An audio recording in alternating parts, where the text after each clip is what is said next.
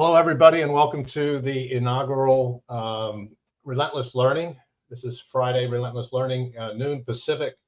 You all have the ability to give me some thumbs up that you can hear me. I'm assuming you can hear me okay. Really looking forward to speak with Tom Meloche.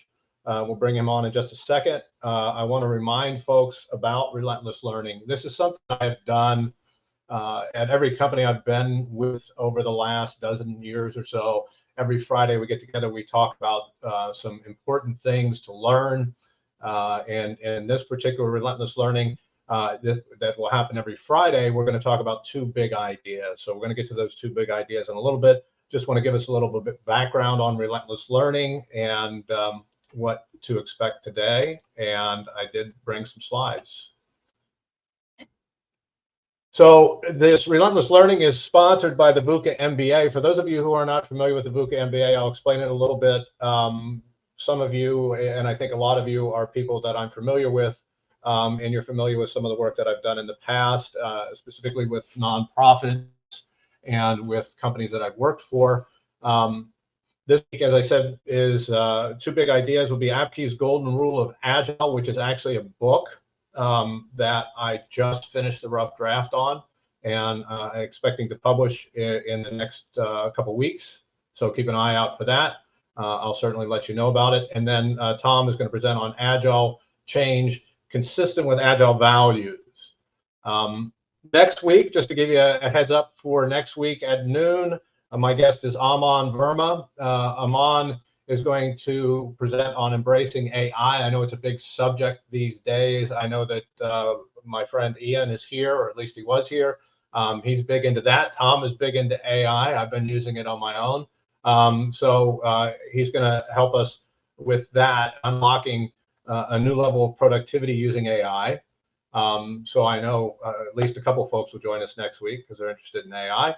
And I'm going to present on something that I call the magic of relative estimation. Some of you are probably familiar with it, but it's something that is pretty important to the golden rule. And then the following week, I'm going to present on how to use that relative estimation for something that I refer to as sequence of work and how important sequence of work is.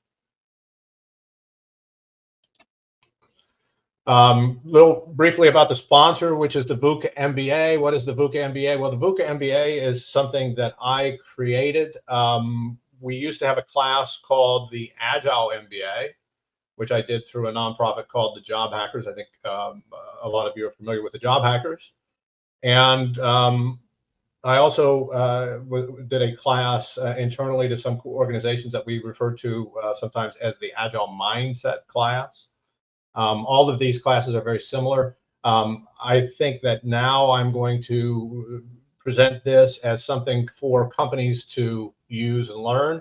I wanted to reband it just a little bit, so I called it the VUCA MBA. VUCA stands for volatile, uncertain, complex, and ambiguous. That is the world that we live in today. It gets more and more that way with things like AI, and the world is changing very quickly. And then the MBA obviously doesn't stand for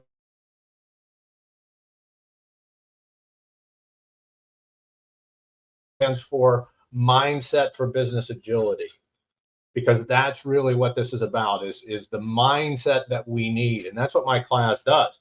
So as a coach, one of the things that I've found with the work that I've done and the teaching that I've done is that it actually prepares people and organizations very well to receive other coaching.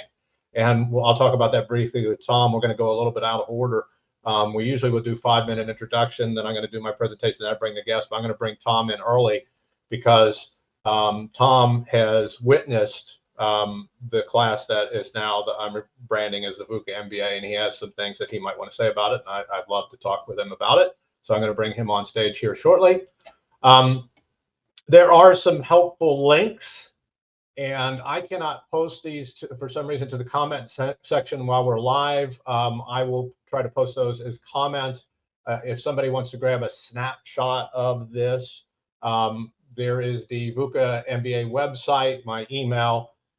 If you want to join the Relentless Learning mailing list, there's a link for that, which is great. If you join the mailing list, I can make sure that I send you a reminder, tell you what we're talking about, remind you to join us, give you the link to join us, et cetera, et cetera.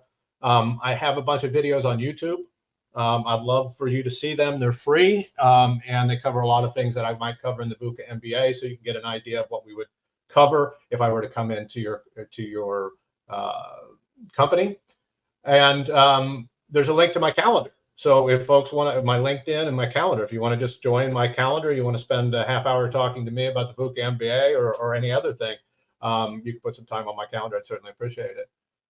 And and I see Edward Gordon. It's good to see Edward here. He's putting those into the comments now, so I don't have to do it. I appreciate that, but I am going to move on. So there's also testimonials for the training, which was also from the Job Hackers, which is about the Agile MBA, but is similar to the VUCA MBA. So with that said, I want to bring in my guest today, just briefly to get his thoughts on the Agile MBA / VUCA MBA, and that's Tom. Hey, Tom, how are you doing today? Good, great to be on your inaugural streamcast here for the VUCA MBA program. Well, I don't think I could have a better guest for my inaugural address to the world as a VUCA MBA program. You and I have worked together, and I'm going to get into that in a little bit. I'm going to introduce you after I give my big idea.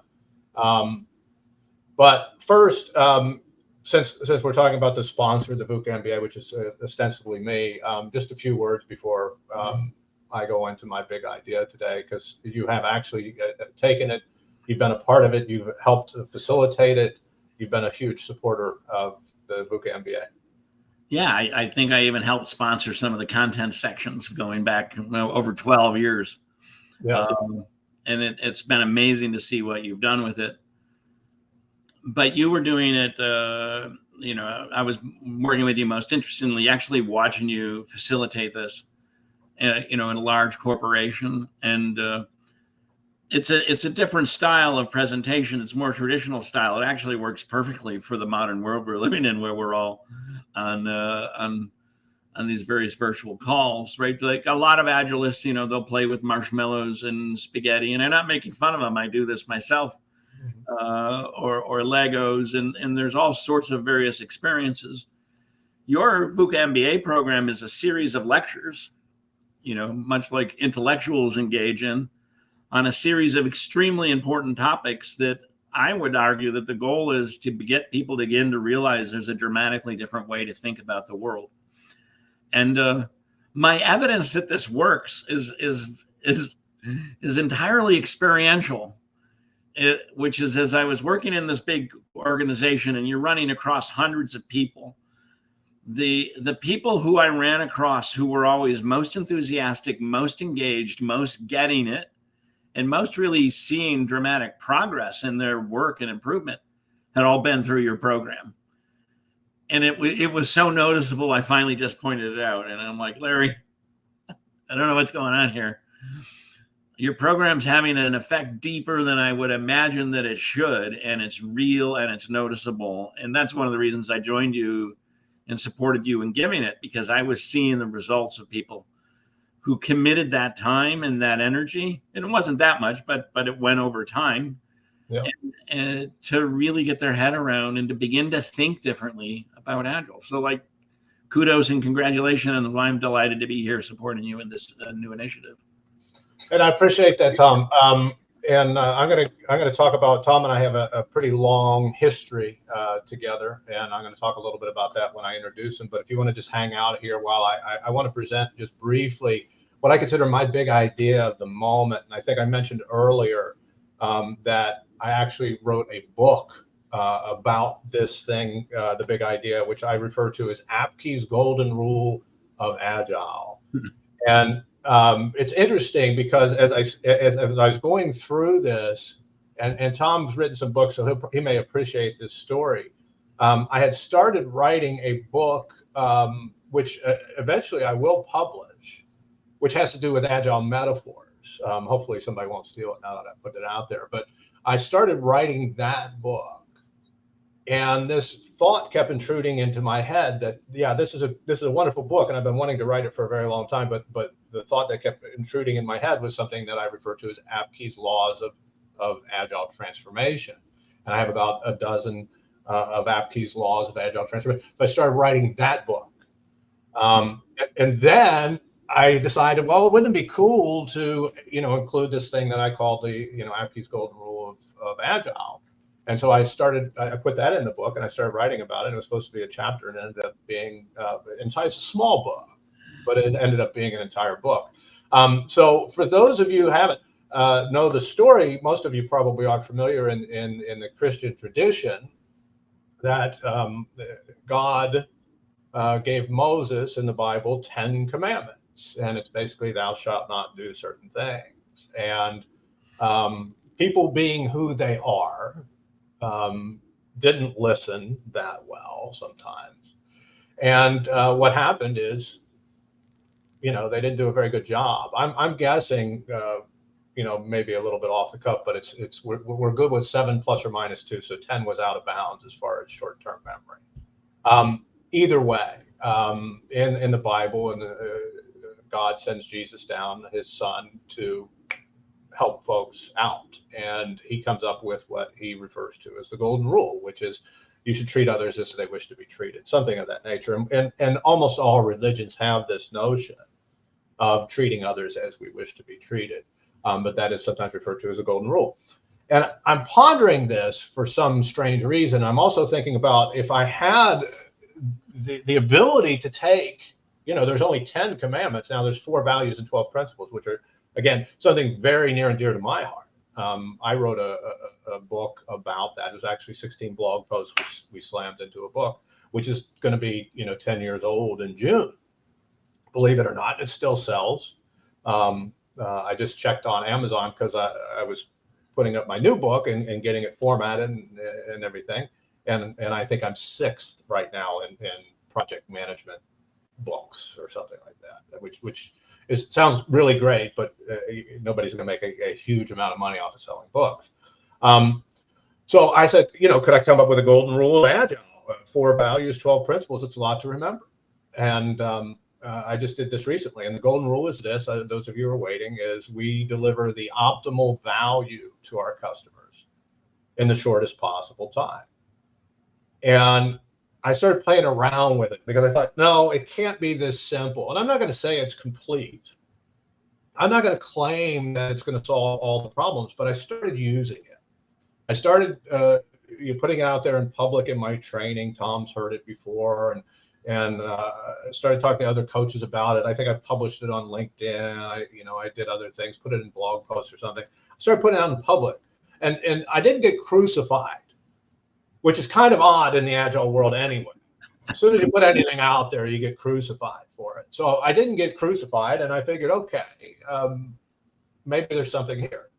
And so as I started incorporating it in my training, I incorporated it in what I refer to as the second day of training. In day 1, I'm doing an introduction to Agile and Scrum. In day 2, I'm doing what I refer to as backlog management, this relative estimation that we'll talk about next week. And I started teaching that golden rule because it becomes really important. It's about the customer, it's about the value, and it's about the time that it takes to deliver that value. And then when I looked at it, and I looked at what I was doing with this relative estimation and what I refer to as backlog management or sequencing the backlog, I realized that there was a really good fit there. Because what we're talking about in the golden rule is 3 things. And in order to be successful, we need to really take and focus on these 3 things. And what are those 3 things? Well, they're the customer. We need to know our customers. We need to know them very well. And Tom, it's good that Tom's here because he worked at a place that does a better job of figuring out how to know their customers, and we'll speak to that in a second, than anyone probably. You need to know the value of the things that you could bring to your customers. And you need to know the time that it would take to deliver that value. If you know those 3 things and you figure out how to put those in a sequence, you're probably going to win. And that's really the big idea today, is to focus on those 3 things. And that's what this Apke's golden rule of Agile allows us to do. So in keeping with the timing, we're doing pretty good here. At this point in time, I would usually bring my guest on stage. The guest is here, Tom Meloche.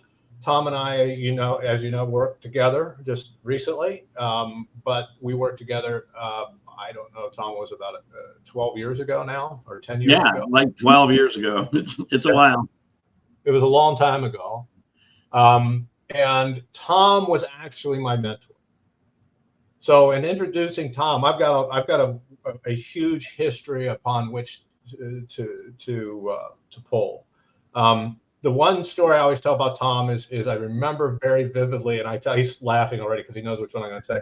We were at a Starbucks in the office one day having coffee, and he was such a help to me, and he was like, this was my first coaching job, by the way, real coaching job, and he says to he says to me, what is it that you want to do? What do you want to achieve? Something like that. And I said, well, I want to be the best Agile coach. He says, what do you mean the best Agile coach? I said, I want to be the best Agile coach in the world. I have high aspirations. And he laughed, as he's doing right now. And he says, well, hell, Larry, you're not even the best Agile coach in the building. But I've tried over the years to be a better Agile coach. I think I said at the time, that's Greg. And then you went and told Greg that story right away. Yeah, I probably had to. I'm sure it would be great if Greg could join us one of these days. So anyways, that's a story. So that was Tom and I, our personal history, but Tom's got talking about biographic history. One is I'm an Ohio State person because I was born in Cincinnati, Ohio, born and raised in Ohio, went to college in Ohio, and Tom is in Ann Arbor. He's my favorite person from Ann Arbor. We tend not to get along, but Tom and I get along well. If you don't know what I'm talking about, it's college football. The other thing is Tom was one of the founders of, or if I'm saying anything wrong, correct me. No, that's correct. Of a place called Menlo Innovations, which is in Ann Arbor. Now Menlo is very famous. It is the longest running, continuously running. Do you want to say XP shop or XP based team? XP based team.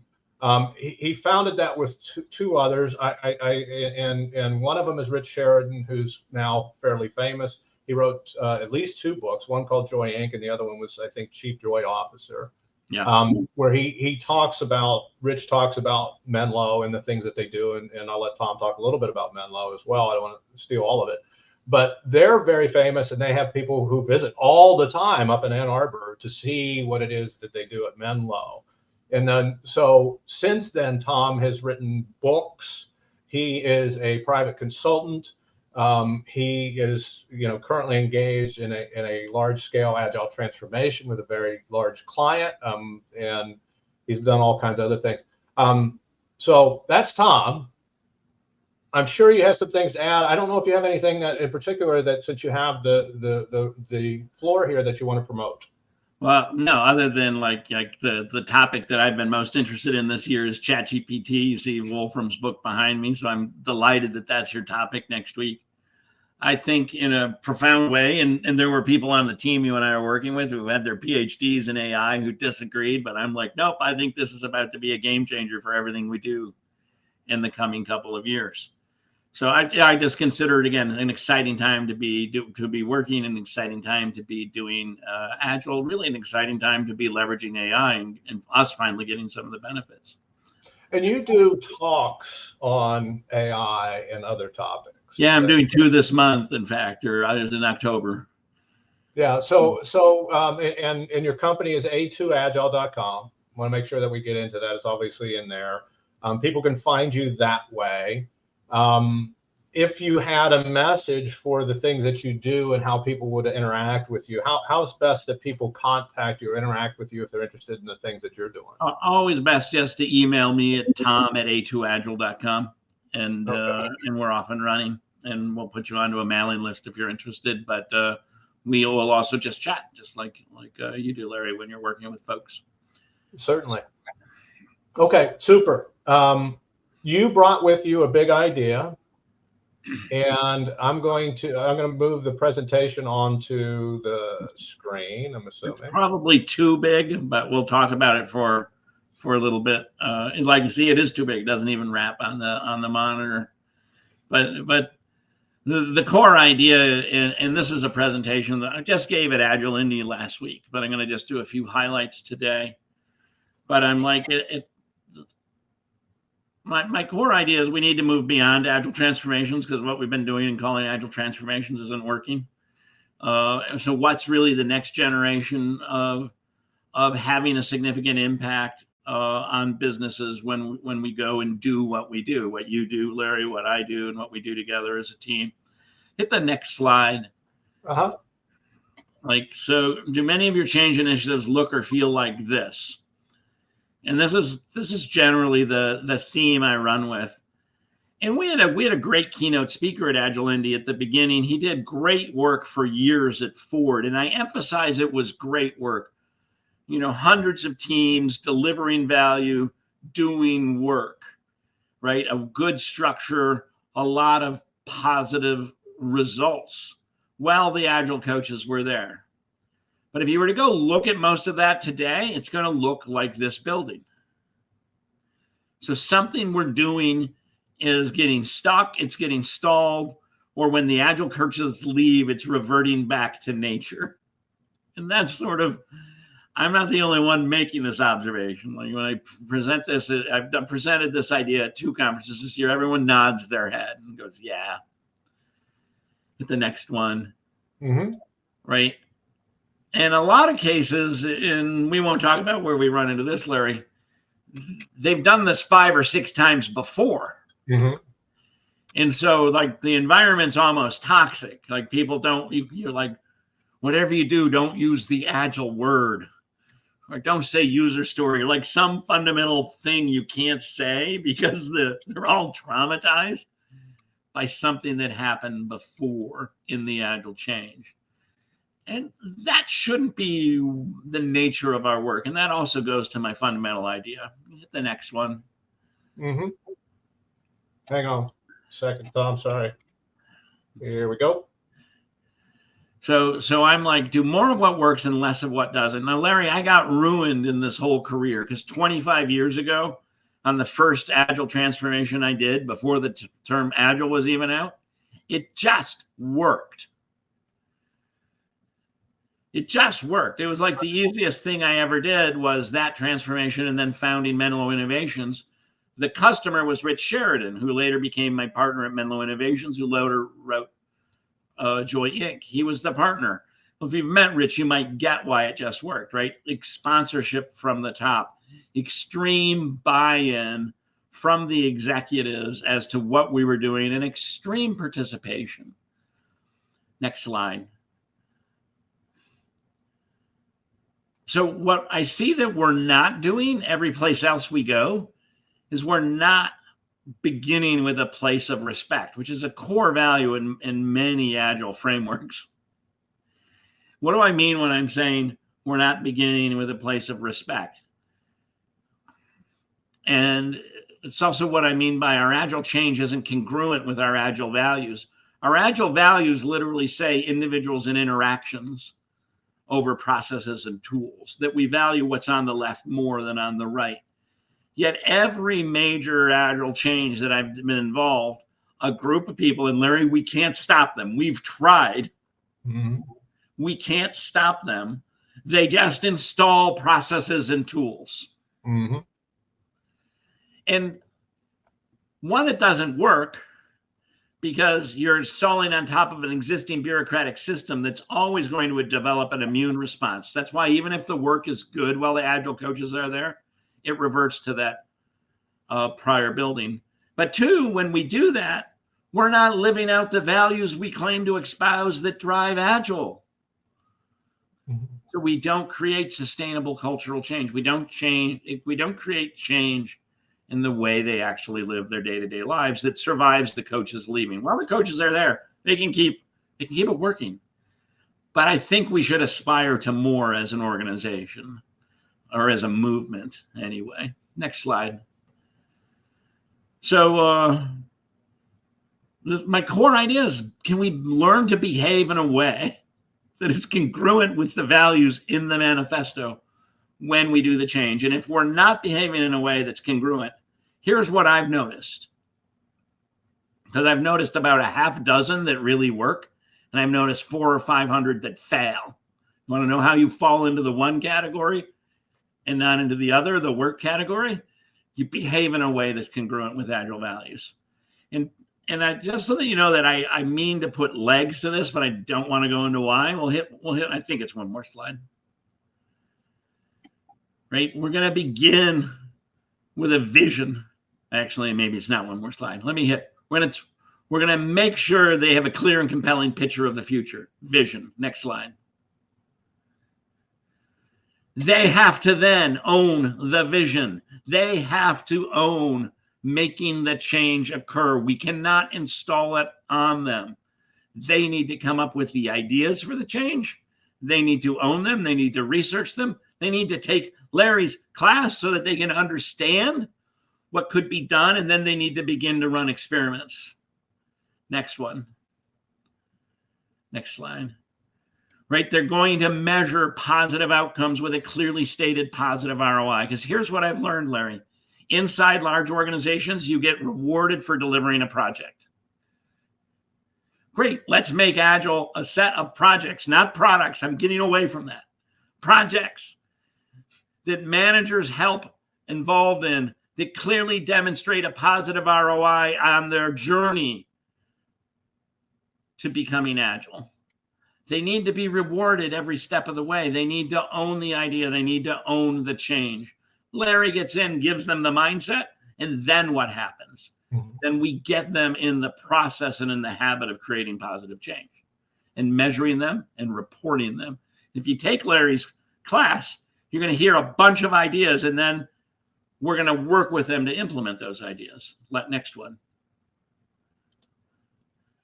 And by the way, this means you have to update how they change. You actually have to work with them on change skills. Next slide. We'll wrap this up. This takes time. So the other thing that I like to say is people way overestimate what they can do in a year and way underestimate what they can do in 5. Often when you're doing this, you're just laying the framework in the first year to begin to get the teams doing workplace improvement initiatives with a positive ROI, getting the Agile mindset in place, demonstrating that they're running experiments and showing value, and that they're owning it. And the whole way, because they're owning it, they're doing the changes they want to do, and they're doing it collaboratively. So we're getting we build what we don't see when we install SAFe or when we install even Scrum. We don't see a program that's designed to complement the nature of political reality in large organizations. They're literally saying all the time, just ignore your political reality. Just be transparent. Really? Because, hidden information is actually a commodity in a big organization. Maybe how you win the $10 million cash prize. So we need to be very respectful of their culture while we're moving them through this. Next slide. This is done really fast. Right? And then everything we know about ceremony, about ritual. One of the books I wrote with Kyle, who's also a friend of Larry's, is on ceremony. We create a ritual of them practicing these change habits. Next slide. And then this is key. When you wrap it up, when you're in large, this, by the way, I'm not talking about organizations run by the founder. They have their own reality. I'm talking about any big political organization that's extremely successful and is seeking to be more agile because they're interested in the outcomes that we talk about. When people do these things, they need visible credit for how they've moved the needle forward. And that credit needs to go to their manager and to their manager's manager, and the people that often near the top of the organization need to show up. You raised your hand, you raised a balloon. That comes from a Rich Sheridan story, by the way, Larry, where he was doing work with an organization, a big call center. And the call center said, hey, here's an idea. So if we want people to run experiments, if you're running an experiment, if you're going to explore a change, we'll give you a helium balloon to float by your desk. And if you float it, you don't have to, but if you float a helium balloon, anyone can come by and ask you about the change that you're investigating and how it's going and what you're learning, and they can engage in a conversation with you. And so Rich, they tell him this before he goes into a building, and he goes into this room where there's hundreds of people in the call center and there's dozens of balloons. Mm-hmm. The idea that you're giving people ownership, you're giving them credibility, your visibility and credibility is physically there in the balloons that are floating in the air. These are techniques that have worked for a long time. I'm not hitting anything new. It just seems to be new to people doing Agile change. And I think we have a summary slide. Mm-hmm. These are the 5. This is just my idea, and like we can talk about it more, but it's like there are real legs we can give to this idea that Agile change can be congruent with Agile values. It's not just theory, it's practice. We've done it. We've seen this for literally 25 years now. So before the Agile term was even coined, when we were just going with XP, if we go to that original customer interface systems and that original client, Rich Sheridan, who later went on to write Joy, he did all of these things. Mm-hmm. And the reality is, Larry, we were lucky. We didn't quite realize this is what was happening. But we don't need to be lucky now. We can actually lay out a plan that says this is what we want to do. And my challenge to us and the big idea, let's do that. Let's actually do these 5 things. That's my big idea. That's awesome, Tom. I appreciate that. You know, you did mention something. For those of you, I put a banner across the bottom that says, if you got any questions, put them in the comments and we'll get to them. I know that Chim Dindu has a question I'll get to in a second, which is an easy one. Hey, is this available for replay? This will be posted on LinkedIn. So I'm assuming you found us before. It's going to be posted on LinkedIn. There's a VUCA MBA LinkedIn site. It'll be posted to my site. It'll be posted to that site. People have access to it for sure. I'm probably cut down all the gratuitous advertising at the beginning and just get to the meat of the presentation. But yes, we'll make that available for you. Anybody else has any other questions, please ask them in the comments, because we'll be able to see them if you put them in the comments. A couple other things in comments that I wanted to get to. One, Edward Gordon is here, and he helped post a bunch of the links, and I appreciate that, Edward. Edward is now on the board of directors of Job Hackers. This was the nonprofit that I founded about 5 years ago. I stepped down in May for personal reasons. He picked up the banner and is charging forward. So they continue to teach for free to people who are unemployed throughout the world. And their next class starts on October 17th. So I encourage folks you can go to thejobhackers.org and sign up for that class. If you work for a company class, then you could pay me for it. That's a different thing. But. No, that's if you're doing it. It's an organization that I think so exemplifies the original spirit of Agile. Yeah. It's like, come here, we'll learn, we'll share our knowledge. Like for those who are unemployed, sit through and take it. I've sat through the whole program that you did there as well. Yeah. And the one that you take internal to the companies. And it is a real gift to the world. And I recently sent a young person who sat through your free programs. They were unemployed. Perfect. We appreciate that. Edwards put some more information into the comment section. I had a question myself, and I don't see any other questions right now. So please put them into the chat or the comment section. If not, we'll probably end up wrapping this up a little bit early. But you did make, of course, Tom and I could talk for ages, so who knows. A statement about getting lucky with the very first time out. As I look back on my career as an Agile coach and a Scrum Master, I sometimes feel the same. I have a hypothesis that kind of says why things are getting tougher. But have you noticed? First question is, have you noticed that as you've progressed since that very first one, that do most of them seem the same, or do they seem to get even tougher over time? They're getting worse. It's getting dramatically tougher to do this well. I mean, dramatically tougher. Why would you think this is? Like I said, I've got my own hypothesis, but I'm curious as to why you think this is. One is really simple, right? People that were bumping into it this late, they've tried 4 or 5 that haven't worked often. Yeah. So we're dealing in that toxic environment. And the fact they tried 4 or 5 that didn't work mean there are certain aspects of their culture that were not treated with the respect that they deserve. And I mean that word. Like, I think we often want to cut them down. Oh, they're terrible. They couldn't do it. I'm like, no, we didn't give their culture the respect it deserved to make the transformation happen. And then I'll go a little bit into a corollary. It's like, why is most software so bad? Somewhere along the line around 2000, the number of programmers was doubling every 4 years. And we doubled to a point of the average programmer is basically incompetent.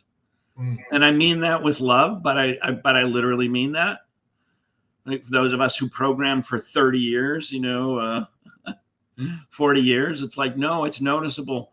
I think we're also seeing that with the Agile industry. Agile, in a sense, became so successful that everybody put up a shingle and said, I'll do Agile for you. Yeah. And that's been a real problem. And so between those two, hey, time to reinvent ourselves and get back to that original statement I heard from Kent Beck. Let's do more of what works and less and what doesn't. But that involves being really honest about what isn't working. Yeah, I think that's one of the reasons, because people keep asking me, why are you using this VUCA thing? Why are you calling yourself a VUCA consultant? And I think part of it, to me, I think it's more than Agile. When I talk about Agile, I talk about this big tent. A lot of people, when they talk about Agile, they refer to it as a methodology or a framework, and it's very constrained. Not really keen on that. So I wanted something that would divorce from Agile, because though I see it as large, when I say the word Agile or Agile coach, I think people see it as smaller. I think the ideas behind agility can be used almost anywhere. Yep. It's not just in software development, though, my history is, decades of work in software development, because that's where it's kind of started and that's where it's taken off. But that to me is one of the reasons I've kind of distanced myself from it, even though I still consider myself an Agile coach. If somebody gives me a high paid, low work Agile coaching job, I'm going to take it. But do you see that happening with folks as well? Is this a kind of a trend in the industry? Yeah, well, and why? Because it's a comment from Ian in the comments. Why I'm so excited and hopeful about what AI can do for helping us make things simpler, right? In dealing in the VUCA world where everything's a challenge, leveraging these tools to get back to the simplicity of the core ideas that make things work. So even as I'm thinking about the programs that I run, which is really a leadership program, I'm like now calling it more like an AI enabled leader. It's like, I want you to leverage the AI, because they're so overwhelmed with the complexity of the world and change that you can now sit down with AI and get clarity on ideas or a focus area by using it as a partner, not replacing you, but as a partner, where I'm seeing people make results in hours that used to take them months in a way to think differently about things. I'm actually really hopeful. I think next week's program will hopefully tie in and support what we've been saying. Yeah, like code is getting worse. Agile is getting worse. Process is getting worse. And the one thing I've seen that makes me incredibly hopeful is what we're seeing coming out in AI and what Ian's sharing even in the comments right now. Well, it certainly helps with agility, right? Agility, in my mind, being this concept, this golden rule, right? Apke's golden rule of Agile. We deliver more value in a shorter period of time to our customers. Well, I can use a perfect example. I mean, I'm writing a book. I didn't have ChatGPT in the past. I write it first because I have a particular style that not everybody likes, but I like. And so I write it first, and I'll run it through ChatGPT and say, what would you do differently? Now, it doesn't mean I'm going to take what ChatGPT says, but I'm certainly going to look at it, and it certainly can clean up a lot of my garbage that I throw in. And even that just with the ChatGPT interface, you can give it an interface or a workflow. I'm going to give you this chapter. Tell me the things you see wrong. make suggestions. I will accept or reject them. Like you can create that whole workflow while you're interacting with it, editing your chapter. Yeah, no, it just becomes, I find, and I'm sure you probably do this, and this is relatively new for me, but I find that I use it all the time as if I had Tom in the room, but I don't. Yeah. Right. I mean, because you and we talk fairly frequently sometimes, and I'll ask you different questions and bounce ideas off you because I respect your counsel. Now, a lot of times I'll go into Chat GPT with a quick question and get a quick answer. It's not always 100% correct, but if you know what you're doing, you know enough to know it's not 100% correct, but it gives you a different perspective. And most of my training is really about perspective, how we look at the world. It helps change and shape how we look at the world. It provides additional ideas. It's a sounding board. It does a lot of things. And of course, we're going to talk about that. We'll talk about that next week with Amon, I think Amon's probably here listening because he wants to see how this one goes before he shows up next week. Before he commits, we're the experiment on how bad can live streaming go. Yeah, well, we practiced last. It was pretty funny. We practiced last week, and like there's no sandbox, so it actually went live, and like 7 people joined us, and I kept saying, "Don't. This is just not a real one. This is the real one, by the way." I don't see any other questions in there, but if there were one thing that you could tell, I usually look at like the C level, because in my mind, at the C level, these are the people that I want to get to if I can, because the decisions that they make affect so many people. Not because it's not an ego thing. It's that one person's decision can affect an entire organization conceivably, and I want it to be a positive effect. Yeah. When you're looking at the world, you're looking at AI, you're looking at Agile, you're looking at the things that you and I like to talk about. You have a brief amount of time to sit down with a CEO. He's going to give you a couple minutes. What is the thing that you're going to say? What would be top of your mind? Like assuming that they came in with a purpose, and often they do, right? If they're reaching out to you or I, it's because they have some sense of a goal they want to achieve. We make sure we understand that goal. Like, I want to reduce time to market. I want to improve quality and security in my software. The thing I most want to communicate them is there's a way to do this. It's profound. It's about first getting alignment among your executives, or first, because I'm going to do 2 firsts, working at the ground up with your frontline managers, because in a sense, I can do either of these first. And these programs, we have programs, they're out there, we've done them, they work. And these are not the program anyone else is going to sell you. They're going to sell installing some sort of large framework on top of your organization. We've run those experiments for 20 years. They fail. Yeah. So do you want to do a lightweight, inexpensive program and see how it works and get positive ROI results presented in front of you as a part of the way it works? Or you want to do yet another giant, large-scale transformation? Let's call up my friends at some big companies, and you can talk to them, and they'll tell you how it went. Yeah, I'm curious. I got one more question. I'm looking at the time. I want to hold to the roughly 45 minutes that we have here, and I appreciate your time today, Tom. I have this thought that if you look, and we keep saying that these transformations get tougher and tougher and worse over time because these are the laggards. They also are the larger companies. Yeah, successful. Here's my question, and you can duck it if you want to, but is it even possible to transform these companies that are still left that have not yet become quote unquote agile? Yes, right. If you take seriously beginning to equip managers and equip them as you onboard them, it is absolutely possible to make this transition occur.